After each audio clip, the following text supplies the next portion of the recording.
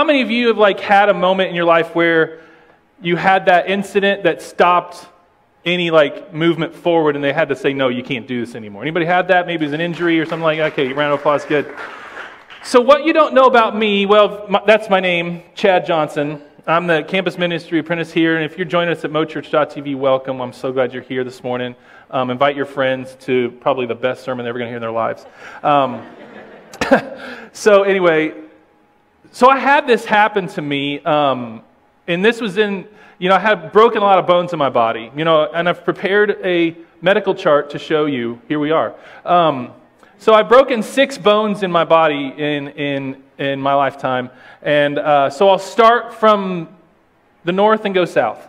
So I start with the nose. So I played basketball in college, and I got chopped across the face going up for layup, and he broke my nose, and I made the layup though. Aren't you proud of me? And then afterwards, I had to, I couldn't finish the game unless I put it back into place. So I went in the bathroom, popped it back into place, which I shouldn't have done because now I can only breathe out of one side of my nose, and it's kind of like a rudder. Sometimes it's this side, sometimes it isn't. Anyway, it's real weird. So then that was in college, and then I broke my collarbone in elementary school, 5th grade. We were playing that game. You might have heard of it. You give a kid a football and you send him out into the field and you call it smear the kid with the football. You might know it of a different name, which if you do, that's on you, not me. But I was the kid with the football that they're supposed to tackle, and which is impossible, mind you. I mean, you can't get away from everybody. It's you're going to get tackled, and I did, and I got tackled up against a fence. And it broke my collarbone, went to the nurse, and then they put you in like this bra strap looking thing, which wasn't so cool. And then they said, no, Chad, you wear it on the inside of your shirt. And I was like, oh, okay. So then I had that on for 5 weeks, and then they said, you're fine, you're cleared for, all activities. And I was like, okay, you're dang right, I'm cleared for all activities. It's push-up day, and I'm going to do a push-up, and I broke it again on the push-up. So I'm a little bit like Mr. Glass from Unbreakable. Then I broke my wrist. The wrist, this was not my fault. Someone that my parents were friends had like this booby-trapped yard, and I didn't see this pipe sticking out of the ground, and I tripped. We were playing this game, running around this house. I was running from somebody, I don't know what, and I tripped, fell on the pipe sticking out of the ground, and broke my wrist. And it was pretty gruesome. It looked like Harry Potter in the Chamber of Secrets, like that droopy wrist. And so got that fixed. Then my hand, this one's the funny one. I punched my dad on this one. He deserved it. And so, don't they all? Yeah, Dad, I'm talking to you. And so, yeah, we were wrestling, and he was stronger than me in 6th grade. And as he would be. And we were wrestling, and I started to get real mad. And so he is like on top of me, and I was getting real mad, because I'm like in my 6th grade mind going, I'm stronger than you, Dad, but I'm not, and I don't want to accept it. And he's like, okay, we're done. I'm going to get off. We're done. I was like, yeah, okay, whatever. And we're cool. And he gets off, and I'm like, I'm going to get my last shot in here. I'm going to punch him. And I love my dad, don't get me wrong. I don't hate my dad, but in this moment, I wanted him dead. And so I'm going to get him, I'm going to punch him. And so he gets up, and as he's getting up, I'm like, I'm going to hit him in the thigh. And so I take a swing at him, and he raises his leg, and I hit his knee, and I break it right there. It's called a boxer's break, by the way. And so that was a fun story to tell the doctor, like, how'd you break your hand? Doing on a domestic violence issue here on our hands. So get it, hands. And so, but the funny thing is, leading up to this, like, they didn't take me to the doctor for 3 days. And so, I have some serious issues. I need counseling with my parents, like leaving me damaged and a broken hand. Like, you know how hard it is to shoot free throws with a catcher's mitt on? Like, my hand was huge. And my dad's like, oh, he's fine. Rub some dirt on it, like he'll be fine. And no, it's broken. And then this one, the ankle, this is where I want to spend some time this morning, because the ankle injury is what stopped my eventual rise to the NFL. Okay? Now, you laugh, But there was a Chad Johnson before there was a Chad Johnson, and you're looking at him. Okay? So in the 9th grade, I went out for football. This is me in 9th grade, okay? Shut up. That's called a butt cut. And that's a hairstyle that we need to outlaw. Okay, I have a webpage, stopthebuttcut.com. And don't go there because I'm not sure it's safe. But I had a butt cut, so we got to put it into it. So if you see someone with a butt cut, we got to stop it. It's like the Comic Sans font of the hair. So we got to put it into it. No more butt cuts.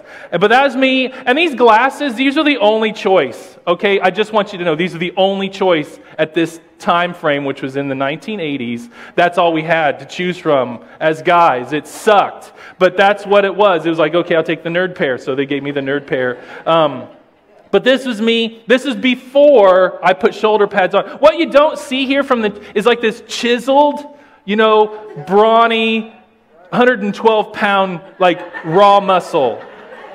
Like from the neck up, I'm not a supermodel. But anyway, like under that Ocean Pacific T-shirt is just strength beyond measure. It was awesome. When you put pads on me, it was like I was an animal, right?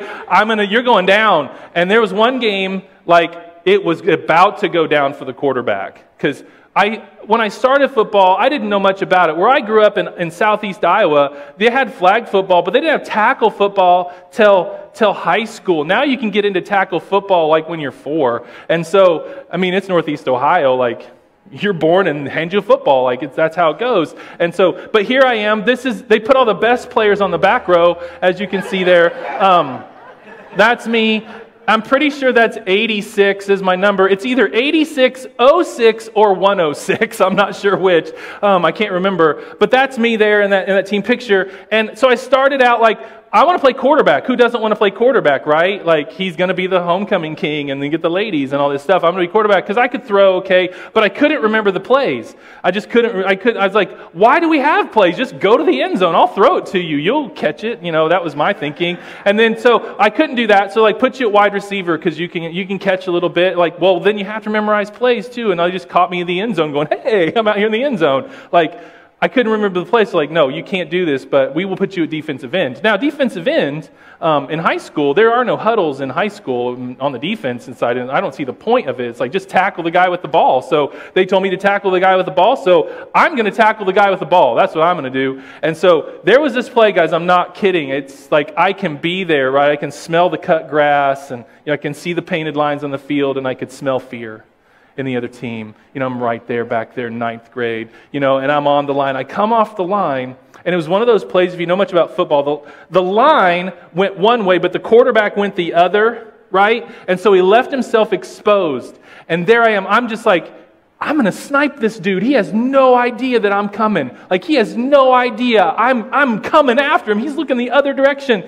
But what I didn't see is a lineman who pulled off the opposite side of the field to take on a play like what I had in mind and took me out of the legs, flipped me, I land, and the quarterback ran across my ankle and broke my ankle.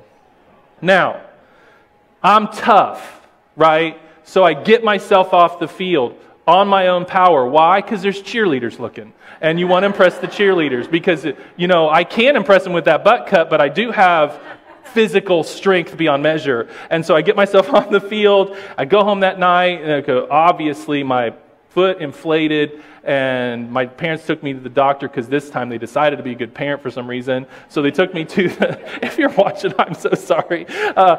You ought to be sorry. And so they took me to the doctor. I go see the doctor. The doctor's like, nope, I can't help you here. But what you need to go is this guy, this therapist guy. He was in Burlington, Iowa, and I was in this little town in Keokuk, Iowa, so we had to travel to Burlington to see this doctor. And he got the scans and got the x-rays back.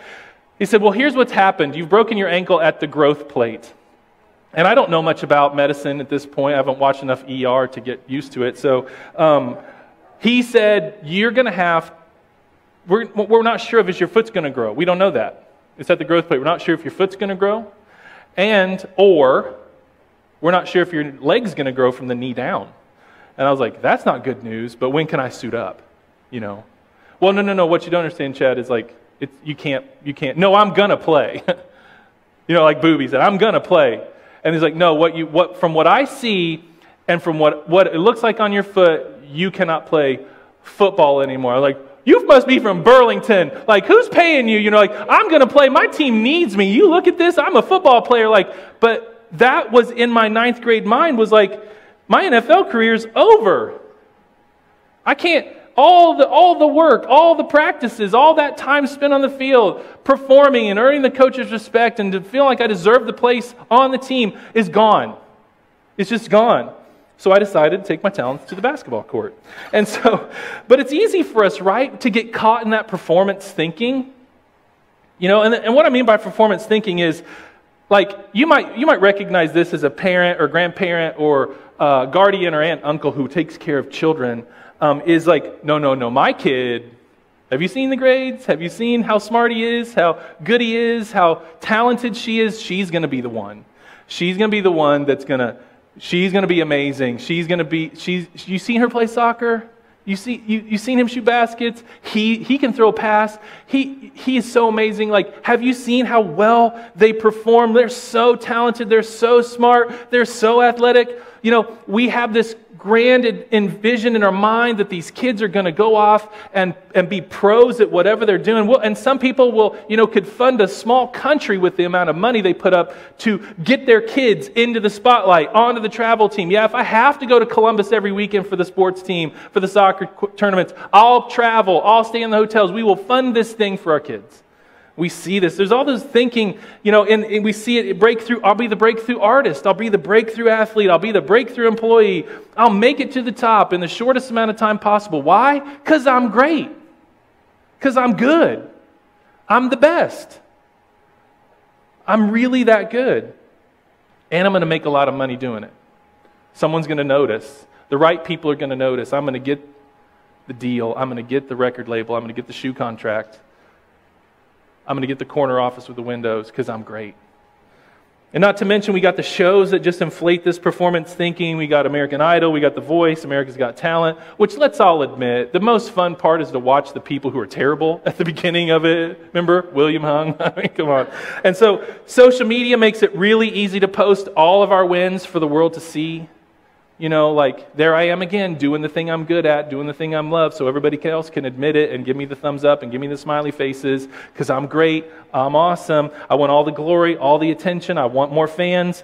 And we want to make it about us, something we're good at, because then we can get the money and the people and the prestige that goes with something I did that I was really great at. But what we're going to see today in the book of Philippians is that Paul, he's going to give us a bailout to this type of thinking. Because we need bailed out. We need freed from this prison of self-indulgent and self-righteous thinking that I am good enough. So if you got a Bible on the app or with you, we're going to look at Philippians 3. We got house Bibles on the ends of the rows. Pass those to the middle to people who might not have one and turn to page 952. We're going to be looking at that. So in chapter 3 here, Paul, who's writing this book from prison, addresses an idea that's made its way into the thinking of the culture, and it's based around pride. It's based around pride. Philippians 3, verse 1, we start there. It says, "Further, my brothers and sisters, rejoice in the Lord."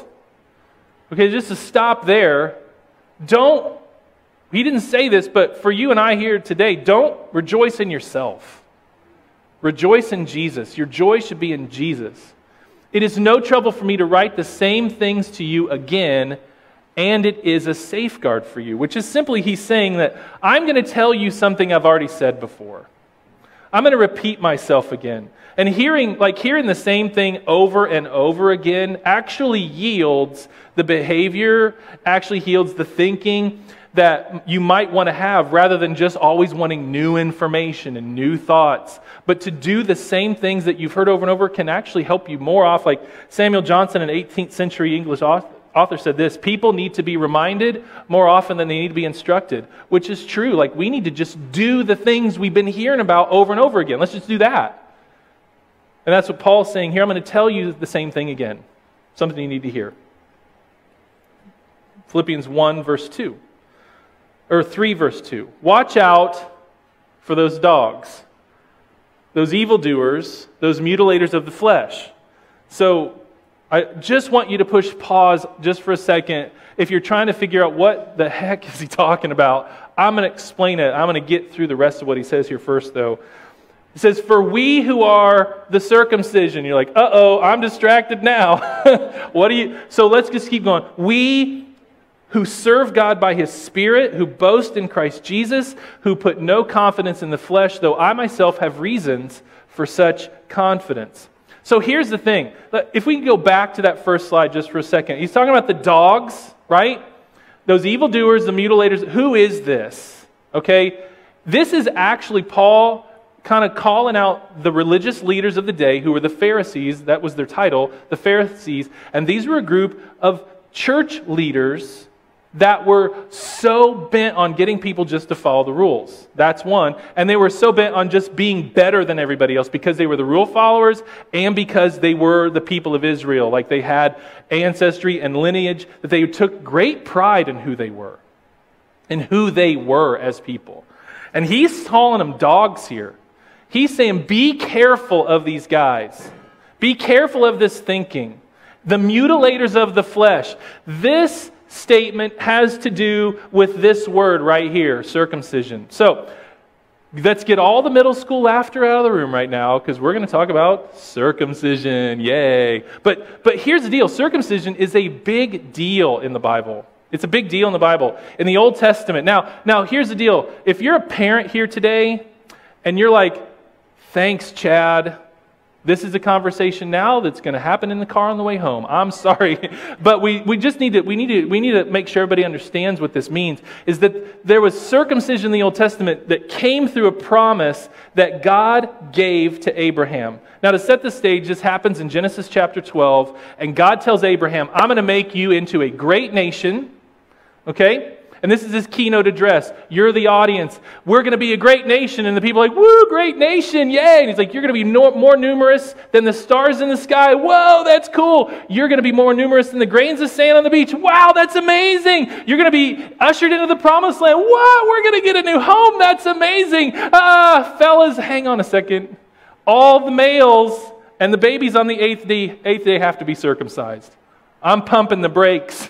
If I'm a dude listening to Abraham's keynote address here, like, whoa, wait. What's that? And then it's explained, yeah, I'm out. So just so everybody feels that's not the case today, okay? So you don't have to walk away here going, am I supposed to do this? No. You're fine today. But back then, this was part of the promise. This was part of God saying, if you want to do this is what I want for you, then the promise that it's hanging on this hinge of all the men have to be circumcised and all the baby boys on the 8th day of birth have to be circumcised. It was a physical form of membership into the community of Israel. So they all had to do it. Even the grown men had to do this, which, man, that would not have been a fun day, right? That would not have been a fun day. But then all this comes to kind of a different kind of conversation in Deuteronomy chapter 10, verse 16. That you have the physical part, the physical mark of membership that they got from circumcision. Then Moses comes along in Deuteronomy chapter 10, verse 16, and he paints it into a spiritual light. And he says this, that people of Israel, there is a callousness that's grown around your heart toward the other nations. We're to love the other. We're to be an example to the other nations. We have privilege. We're supposed to share that privilege with the other nations, not think we're better than the other nations. So he says to circumcise your hearts, to get rid of that callousness that comes from I'm better than you kind of thinking that they had. So what it comes down to is there's two issues here. There's the physical mark that circumcision is for membership in the community of Israel, A, and then B, a spiritual mark that Israel would love God and love other people. And Paul points out that the Pharisees have come along and they're just teaching mutilation of the flesh. Just follow the rules, guys. You're not following the rules. Just do these things. You're better than all these other people. You're an insider. They're outsiders. You're better than... He's just teaching, following the rules, following the Ten Commandments to a T.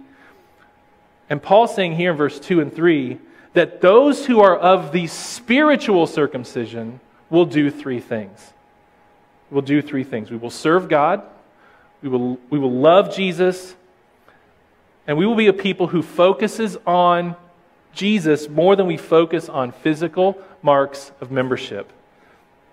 In the first half of verse 4, the latter half of verse 4, or the first half sets up what he's about to say in the second half of verse 4 right here. He's about to brag on himself because he just said, though I myself have reasons to brag, he's going to share why he has reasons to brag. Because that's what they want to do. Like, whoa, wait a second, Paul. Do you know who I am? Do you know where I'm from? Do you know where I grew up? Like, he knows what they're thinking. And the thinking is, if you all have some reasons to brag, well, let me share. I can brag because I have reasons to put confidence in my flesh. I have more. If you have some, I've got more than you. I was circumcised on the 8th day, right? Of the people of Israel, right? So I've got that. I've got the tribe of Benjamin on my side. I'm a Hebrew of Hebrews. In regards to the law, as a Pharisee, I regarded the law as a Pharisee. As for zeal, persecuting the church. As for righteousness based on the law, I was faultless. I'm faultless. I did it all. I've done it all. Look at my list. I'm the poster boy. When you think about true Israelite, I should come to mind. That's what he's saying here. But what his boasting is, just to point out, kind of tongue-in-cheek, to be sarcastic a little bit, is like, this is not where we should put our attention. He had the right bloodline. He had the righteousness that comes from doing all the right things, following all the rules. But look at what he says in verse 7 and 8. But whatever were gains for me, those types of things were gains for him as a person. I now consider them loss for the sake of Christ. What is more, I consider everything a loss because of the surpassing worth of knowing Christ Jesus my Lord, for whose sake I've lost all things. Remember, he's in jail. He's lost everything on account of Jesus. He's lost everything. Even his background, his knowledge of the law, the fact that didn't bail him out. It still put him in jail. I consider all this loss. I consider it all what? What does it say there? Garbage.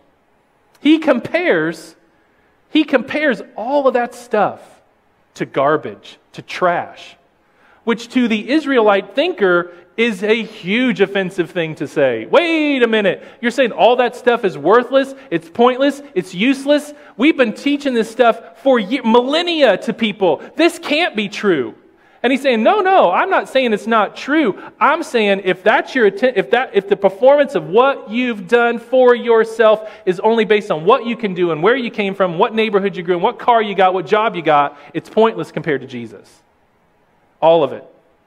It's garbage compared to knowing Jesus. He goes on, verse 8. What I want to gain Christ. I want to be found in Him.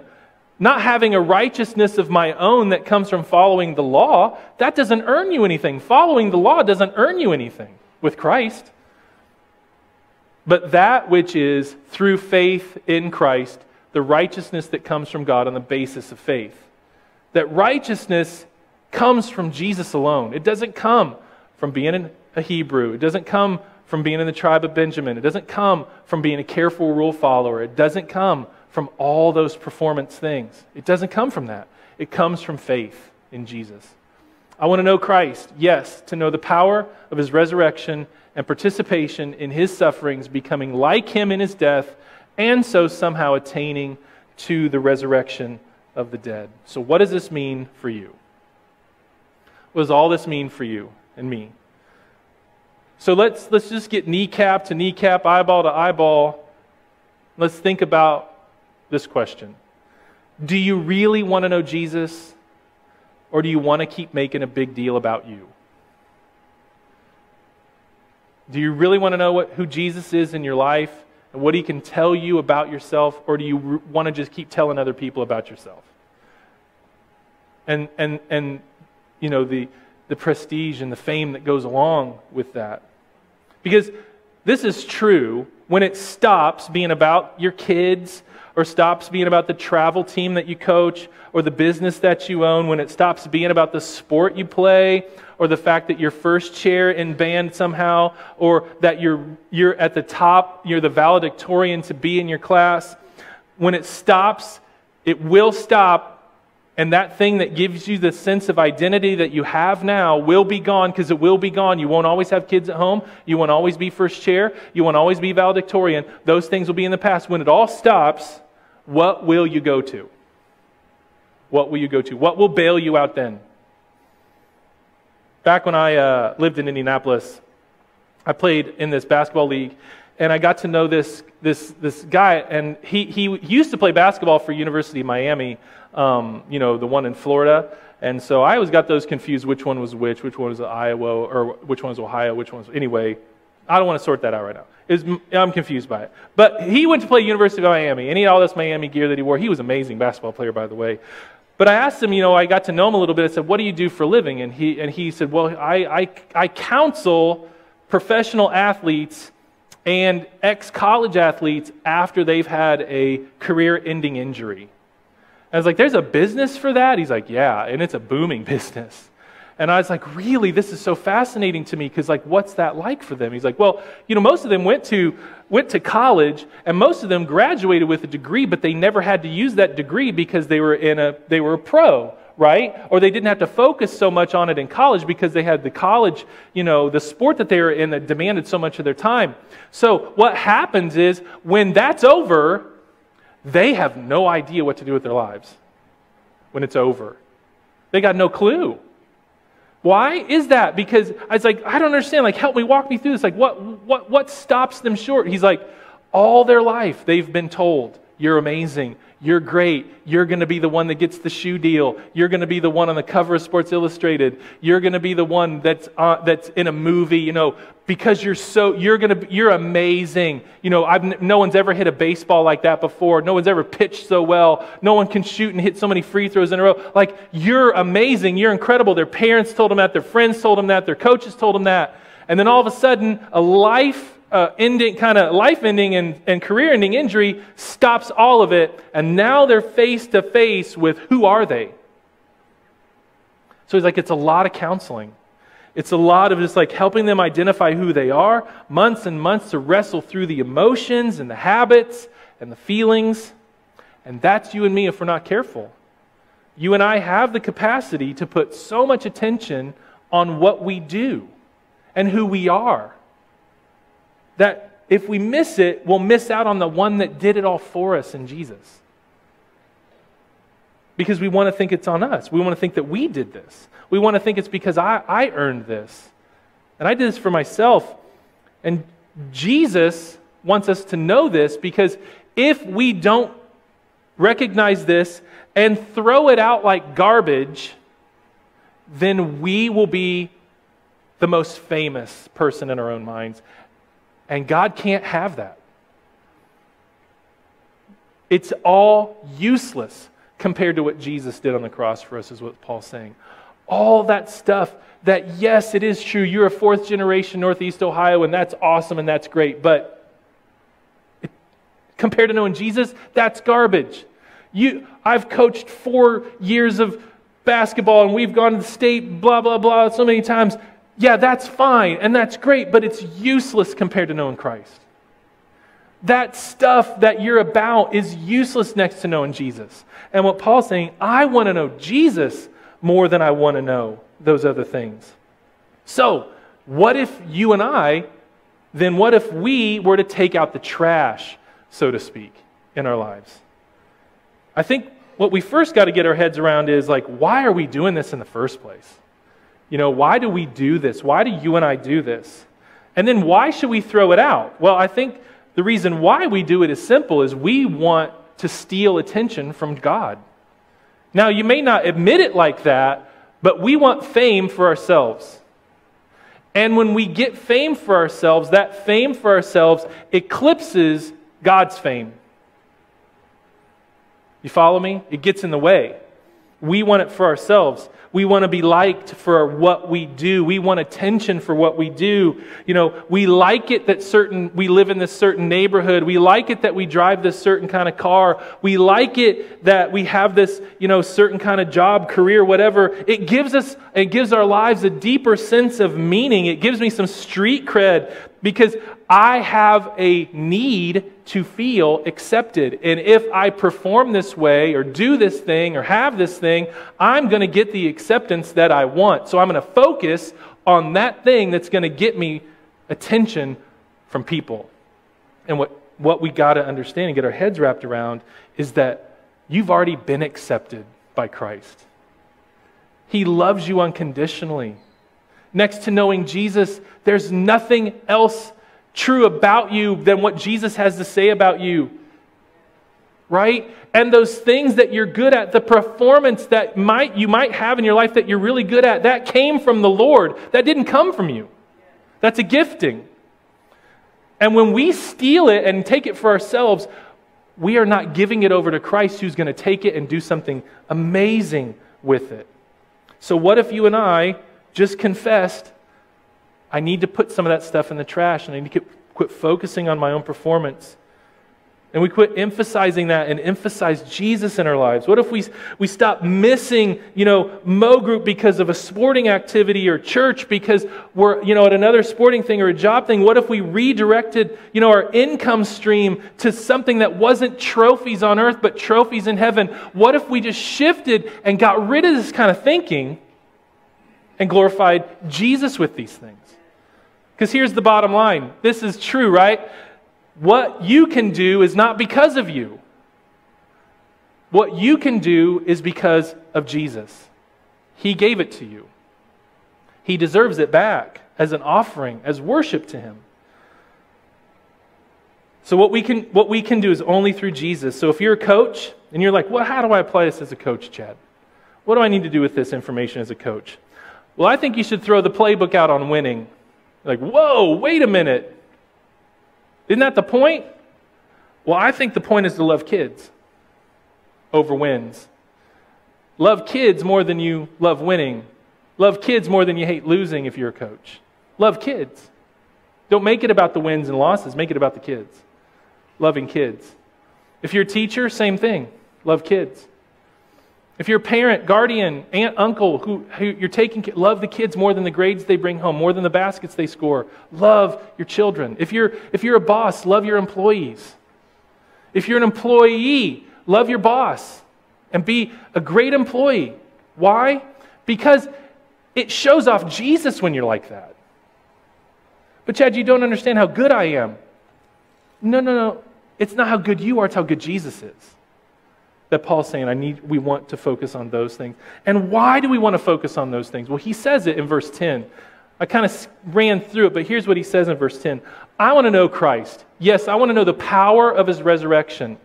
Because there's power in what He did. If He rose from the dead, and He said, I will rise from the dead, there's power in His words, there's power in His life. I can have that same power for myself. I want to know that power. I want to know that this isn't pointless here on earth. I want to know that there's something in heaven that's going to be amazing waiting for me. But while I'm still here, I'm going to do great things for Jesus. I want to know that power. I want to participate in His sufferings. What's this mean? I don't want to take the easy way all the time. The easy way is not the right way all the time. If I participate in the sufferings of Christ, what that means is I'm doing the hard stuff from time to time because He took the harder path. So I'm going to participate that way, and I'm going to become like Him in His death. Well, what does that mean? It means He was submissive even to the point of death. He didn't fight it. He let it happen. I'm going to be submissive like that. Even when life gets so hard, I'm still going to submit. I'm not going to fight against it. I'm going to submit because it makes me more like Christ. And somehow, if I do these things, I will earn resurrection from the dead. I will spend eternity with Christ. Paul is saying, let go of those performance things. Let go of it. And turn to Christ. Jesus will make those things over here mean something more than what they mean without Him. Let's pray together. God, thank you so much for your word that teaches us. It gives us instruction. It meets us where we are, but it doesn't leave us where we are. It shouldn't leave us where we are. I pray that there's some walk away in here today that goes into our homes, it goes into our businesses, into our families, into our teams, into our classroom, where you are the attention getter. You are the person that I'm focused on rather than the performance. Thank you so much for loving us unconditionally, loving us through these times where we are distant from you in our thoughts. Thank you for loving us. Thank you so much for caring for us every day, Jesus. In your Son's name I pray. Amen.